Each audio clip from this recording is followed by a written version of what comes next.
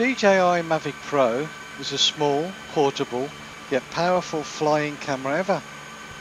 It has built into it 24 high-performance computing cores, an all-new transmission system with up to 4.3 miles or 7 kilometers in range. Here's a few hints and tips that I put together that might be of interest to you. Because of the DJI Mavic Pro's portability, there are one or two weak spots to be aware of. At the pivot point on the front arms, the wiring loom is exposed. Check for any damage or chafing here. At the back of the gimbal, there is a small ribbon cable. Make sure that you do not damage this when putting on or off your gimbal clamp. At the front of the gimbal is another ribbon cable where great care needs to be taken not to damage this. Use a magnifying glass and check that the wires inside the moving joint on the gimbal are not rubbing against the metal. If they are, you may need to prise these away from the metal so it moves freely. This can also be attributed to jerky movements of the gimbal if it is rubbing. Remove the gimbal protection dome before all of your flights. The air must be allowed to pass to go through the small vent behind the gimbal. With the dome on, it stops this from happening. The small fan behind the grille sucks air into the craft to keep it cool. The fan also blows through the small vent over the heatsink on the bottom of your Mavic to keep that cool. Finally, the warm air from inside the electronics section is forced out the rear vents. I use a labelling machine to number each of my batteries. I do this so that each of the batteries are used sequentially and one battery doesn't get used more than the others.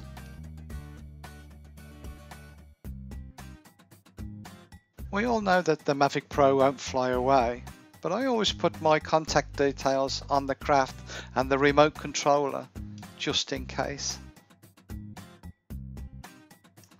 Check your propellers regularly for any signs of wear or damage. Remove the propellers from time to time. This will enable you to check for any debris in the motors, fractures or breaks on the connection mechanism. Check that the spring is not loose and still has good tension. On the propellers, check that the retaining lugs are not fractured or broke or missing. The hinge rivets on the propellers should be sufficiently tight enough. When holding the propeller out horizontally, it shouldn't drop down. Because the Mavic Pro uses the folding propellers, the only successful way that I found to test the propellers is first spin them up on a high speed drill. All the stock DJI propellers I've tested were perfect. If you do see any signs of damage or wear on the propellers, they're cheap enough, so change them. To help reduce the wear and tear on the propeller joints and Mavic motors, straighten each of the propellers before starting the craft. The Mavic Pro is quite low down by design. Make sure there's enough room for the gimbal to initialize. Starting it up in relatively low grass or dusty areas puts your craft at risk. It's very easy to bring with you some form of takeoff board or make your own. Putting on some form of marking or design will help the optical sensors on your Mavic.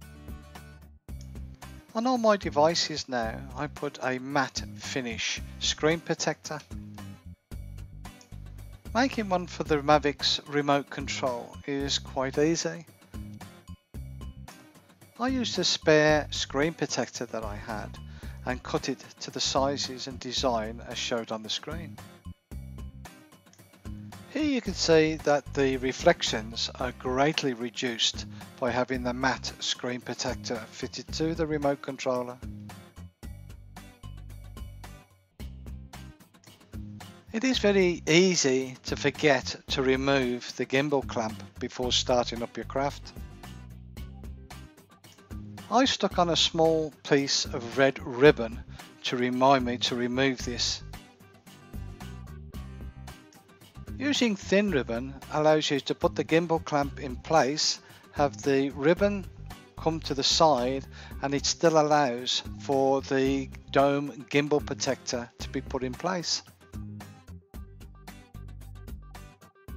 Charging up the Mavic Pro batteries can take up to 1 hour and 10 minutes each battery using the mains charger. The charging hub still only charges one battery at a time. To charge your batteries in under 42 minutes, simply use the car charger and a power supply with a voltage of 13.8 volts. From time to time, ensure that all the cameras and the ultrasonics are clean. These can be found on the underneath and at the front of the craft. Make sure that there is no dirt, grime or dust on the gimbal mechanism. Behind the gimbal there is an air intake for the craft. Ensure that is kept clean, along with the air vents at the rear of the craft.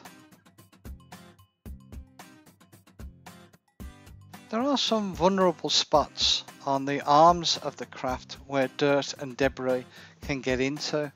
Check these, make sure that they're clean. The rear arm hinge retaining tabs need to be checked regularly for fractures or breaks. When the Mavic's folded up, the propellers do flop around a little tiny bit. To retain these, you can use a loose elastic band around the body of the craft. Personally, I like to use a Velcro strap. Again, put it round like you did the elastic band, but only have it loose so as not to bend the props. It is possible to use the Mavic Pro as a walk around camera as you would do an Osmo. Switch the Mavic to Wi-Fi and connect your mobile device and away you go.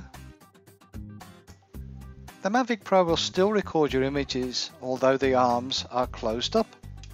It doesn't look too out of place when using the Mavic Pro in this configuration. I've had some great stable shots when using it like this. For the best portability and size, use a mobile phone. I find that the iPad Mini 4 for me is far better because of the bigger screen. It fits perfectly into the remote controller. I was lucky enough online to find a right-angled 200mm lead that one part goes into the remote controller and the right angle goes onto the iPad Mini 4. When using this lead, it doesn't get in the way when using the controller. There is a small issue when the arms are extended fully. The arm will hit the sport switch. If you've accidentally done this, there's usually a telltale warning on takeoff. There is a very simple workaround to stop you accidentally switching the sport switch on when opening the arm. Simply use a small file to file away about 5mm across by about 1mm deep. This will make a little gap between the arm and the switch. If you have a larger device like an iPad Air 2, there are some 3D printable files that are downloadable for free that you can use and make your own. You would have to make up your mind if you wanted to use one of these devices or not. Some are good, not as good, and others don't allow you to see the remote control screen. There are different styles out there on the internet that look as though they might work okay. Using the power block, it enables you to use the remote controller on one of your flight batteries. I prefer to use a small power bank and connect that to the remote controller as I have no dangling wires to get in my way. The DJI case seemed to be very tight when all the bits were put in. The local camera shop had a case very similar, cheap, and it was a little looser. As time goes on, you'll find you'll collect more and more parts and bits for your Mavic. So the use of one of the flight cases where you can use the foam and produce your own inside was quite handy for me, and this is the path that I chose. I hope you found this information of use to you. Thank you for watching, and you fly safe.